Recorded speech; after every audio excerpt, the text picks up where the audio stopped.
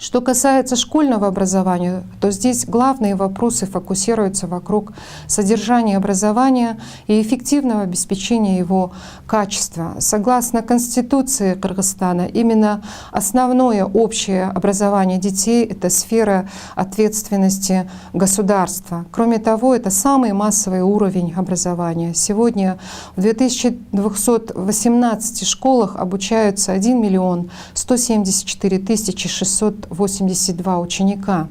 И, наконец, именно школа закладывает у ребенка основы образованности, формирует тот культурный код, который позволяет выпускнику успешно адаптироваться в обществе и впоследствии в профессии.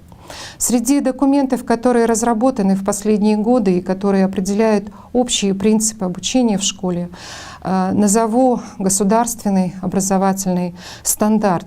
Он говорит, что результаты обучения — это не просто знания, а компетентности обучающихся. Когда мы говорим, этот человек компетентен в чем-то, мы подразумеваем, что он не просто знает свое дело, но и умеет реализовать свои знания на практике. Поэтому и понятие компетентность в школе означает, что дети не просто должны запомнить какую-то информацию, а научиться применять ее в различных ситуациях, как в учебе, так и в жизни.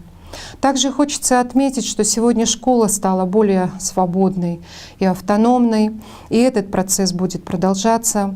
Например, идет изменение учебного плана, в нем закладывается школьный компонент, идет профилизация образования в ряде школ, работают лицеи, гимназии, которые отвечают потребностям детей в более глубоком изучении различных предметов.